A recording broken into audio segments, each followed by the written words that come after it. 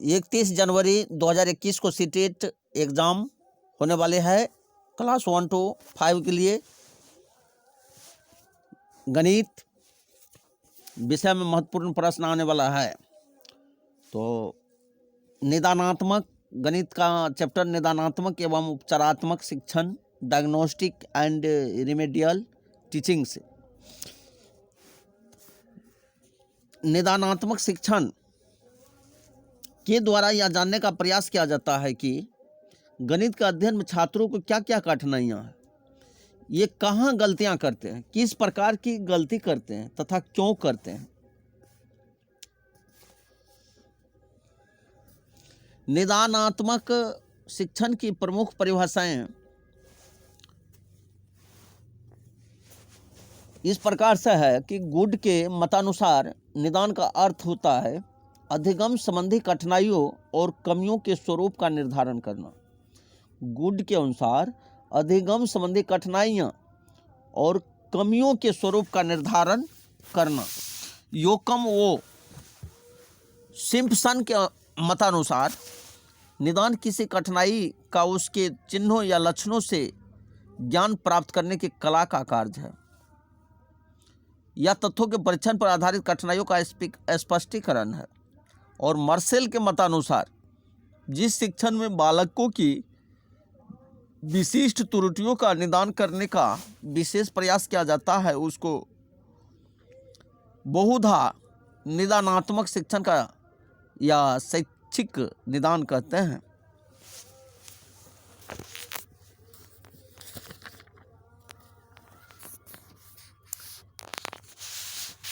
निदानात्मक परीक्षणों की आवश्यकता एवं महत्व। शैक्षिक निदान की आवश्यकता केवल समस्याग्रस्त बालकों को ही नहीं अपितु सामान्य बालकों को भी होती है। निदानात्मक परीक्षाओं की आवश्यकता बालकों की विषयगत वो विशेष इकाई में कठिनाई स्तर पर जानने पड़ती है। कठिनाई उत्पन्न करने वाले प्रश्नों की विषय वस्तु का विश्लेषण करने हेतु इसकी आवश्यकता पड़ती है। विषय वस्तु के विश्लेषण का अतिरिक्त मानसिक प्रक्रिया के विश्लेषण में भी शैक्षिक निदान की आवश्यकता होती है। शैक्षिक निदान इस तथ्य का भी पता लगाता है कि छात्र किन किन मानसिक प्रक्रियाओं को सफलतापूर्वक संपादित नहीं कर पा रहा है। शैक्षिक निदान की आवश्यकता अध्यापक को पठन पाठन की स्थितियों को प्रभावशाली बनाने हेतु होता है। शैक्षिक निदान द्वारा बालक की वांछनीय एवं वास्तविक उपलब्धियों की दूरी को समाप्त किया जा सकता है। स्कूल में अपव्यय वो उपरोधन के कारणों को जानने का अच्छा साधन है। बालक विद्यालय क्यों छोड़ते हैं तथा जिस उद्देश्य हेतु उन्होंने प्रवेश लिया था वह पूरा हुआ या नहीं, इनके कारणों का पता लगाना अच्छा निर्देशन, परामर्श एवं शिक्षण हेतु महत्वपूर्ण है। उपचारात्मक शिक्षण रिमेडियल टीचिंग। ब्लेयर या जोन्स ने उपचारात्मक शिक्षा के विषय में कहा है कि उपचारात्मक शिक्षण मूलतः एक उत्तम शिक्षण विधि है जो छात्रों को अपने मानसिक स्तर के अनुरूप प्रगति करने का अवसर देती है या उसे प्रेरणा की आंतरिक विधियों के द्वारा उसकी क्षमता के अनुसार उच्च मापदंड तक पहुंचती है या कठिनाइयों के स्वतर्कतापूर्ण निदान पर आधारित तथा छात्रों की आवश्यकताओं एवं रुचियों के अनुकूल होती है। पिछड़े बालकों के लिए उपचारात्मक शिक्षण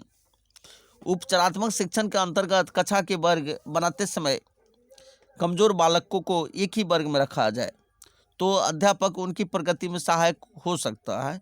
कक्षा में ऐसे बालकों की संख्या 20 से 25 से अधिक नहीं होनी चाहिए। कमजोर छात्रों में व्यक्तिगत परामर्श द्वारा अध्यापन संबंधी वांछनीय आदतों का विकास किया जा सकता है। गणित में सफलता के लिए नियमित अभ्यास का कार्यक्रम आवश्यक है। कमजोर बालकों के अध्यापन को प्रभावी बनाने के लिए निम्न उपाय करने चाहिए। कक्षा में गणित की समस्याओं को हल करते समय छात्रों का ध्यान विशेष रूप में उन प्रत्यय सिद्धांतों, प्रक्रियाओं आदि की ओर खींचा जाए जिनमें छात्र त्रुटियां करते हैं। कमजोर छात्रों के लिए मॉडल, चार्ट आदि का प्रयोग कर प्रक्रियाओं को स्पष्ट किया जाए। छात्रों को कक्षा में तथा कक्षा के बाद आवश्यकता अनुसार व्यक्तिगत परामर्श देकर गणित के सीखने में सहायता की जानी चाहिए। छात्रों के लिखित कार्य में सुधार यथासंभव उनके समक्ष ही हो तथा सुधरी हुई त्रुटियों को छात्र फिर से न दोहराए। कमजोर छात्रों को कक्षा में आगे बैठाना चाहिए। छात्रों में शोध तथा बड़ा लिखने की आदत डाली जाए जिससे उन्हें गणना करते समय सुविधा रहे। कक्षा में उदाहरणों का चयन विषय वस्तु की विस्तार एवं कठिनाइयों के स्तर को ध्यान में रखकर किया जाना चाहिए। अंक गणित एवं बीज गणित के आधार पर उप विषयों को पढ़ाते समय पूरी सावधानी बरती जाए। दशमलव, प्रतिशत, अनुपात, एकीक नियम, समीकरण, लेखाचित्र आदि गणित का आधारभूत उप विषय है जिसका व्यापक प्रयोग समस्याओं को हल करने में किया जाता है। इन उप विषयों को अत्यंत सावधानी से पढ़ाया जाए।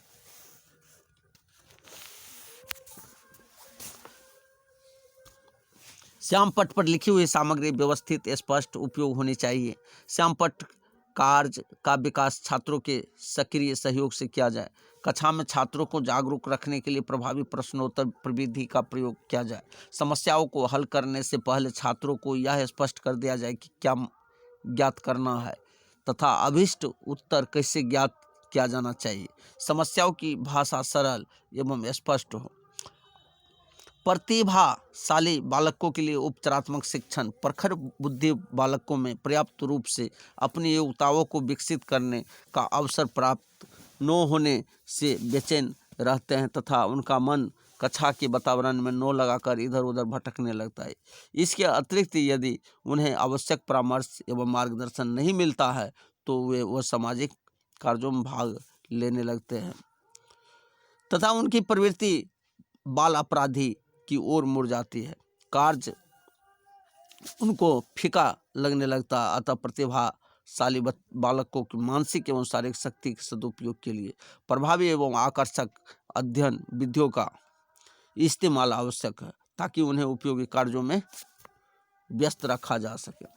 प्रतिभाशाली बालकों का शिक्षण करते समय निम्न बिंदुओं को ध्यान में रखना आवश्यक है। प्रतिभाशाली बालकों को सुनियोजित कार्यक्रम के माध्यम से व्यवस्थित ढंग से कार्यरत रखा जाना चाहिए। इनको आधुनिक गणित की विभिन्न शाखाओं में समन्वय स्थापित करके पढ़ाना चाहिए। इन बालकों को व्यवस्थित सामग्री के माध्यम से पढ़ाना चाहिए। इन बालकों को शिक्षण में निगमन, संश्लेषण, प्रयोगशाला, ह्यूरिस्टिक एवं प्रोजेक्ट विधियों का प्रयोग करना चाहिए। इन बालकों के सम्मुख स्थूल या प्रत्यक्ष वस्तुओं के स्थान पर गूढ़ प्रत्यक्ष सीधे ही प्रस्तुत किए जा सकते हैं। इन बालकों के मूल्यांकन हेतु विशेष परीक्षाओं का आयोजन किया जाना चाहिए। अध्यापक को चाहिए कि वह ऐसे बालकों को गणित के पाठ्यक्रम के अतिरिक्त गणित संबंधी इतिहास, गणित का विकास, पत्रिकाएं तथा संबंधित साहित्य को पढ़ने के लिए प्रोत्साहित करें। ऐसे बालकों के लिए मानसिक एवं मौखिक गणित की अपेक्षा लिखित गणित पर अधिक ध्यान देना चाहिए। प्रतिभाशाली बालकों को एक ही समस्या को विभिन्न तरीकों से हल करने को प्रोत्साहन देना चाहिए। प्रतिभाशाली बालक गणित की खोजों में अत्यधिक रुचि लेते हैं, अतः उन्हें गणित संबंधी नवीन आविष्कारों को सीखने एवं जानने के पर्याप्त अवसर देने चाहिए। अब प्रश्न की ओर चल रहे हैं।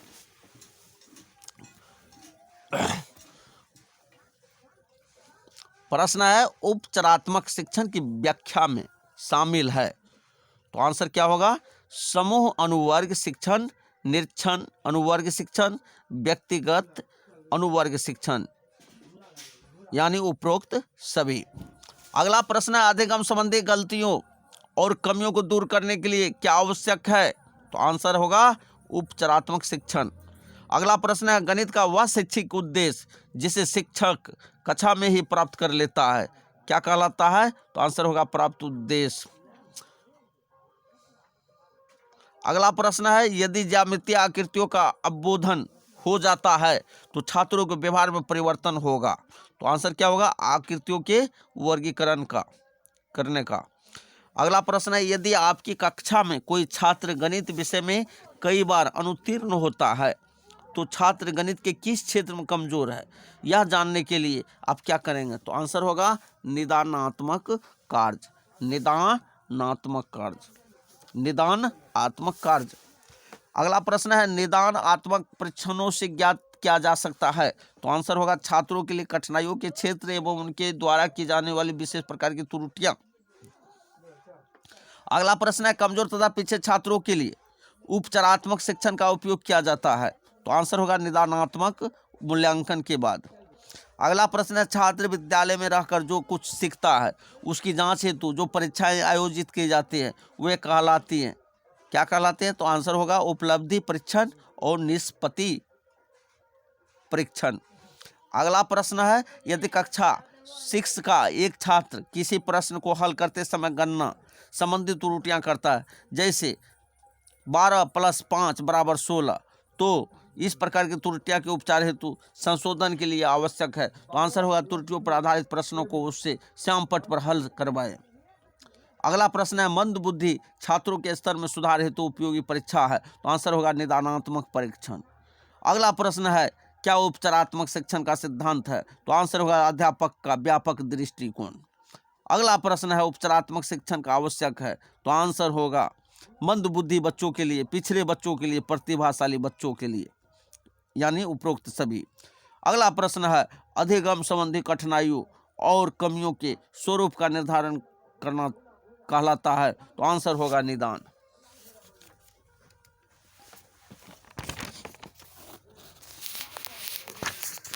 अगला प्रश्न है निदानात्मक परीक्षण का उद्देश्य है? तो आंसर होगा अध्ययन अध्यापन प्रक्रिया में सुधार लाना, पिछड़े बालकों की पहचान करना, छात्रों की कमियों के आधार पर उनको शैक्षिक निर्देशन देना। अगला प्रश्न है निदानात्मक परीक्षण का महत्व? तो आंसर होगा निर्देशन में, शिक्षण में, उपचारात्मक शिक्षण की व्यवस्था करने में। अगला प्रश्न है कक्षा में छात्रों को गणित विषय के प्रति प्रेरित करने के लिए किस बात का ध्यान रखना चाहिए? तो आंसर होगा छात्रों में आत्मविश्वास की भावना का विकास करना। अगला प्रश्न है कक्षा 7 के छात्रों में गणित विषय के प्रति रुचि पैदा करने के लिए शिक्षक को कौन सा तरीका अपनाना चाहिए? तो आंसर होगा गणित पहेलियों तथा अन्य मनोरंजक क्रियाओं के माध्यम से शिक्षण प्रदान करना। Thank you very much. Okay.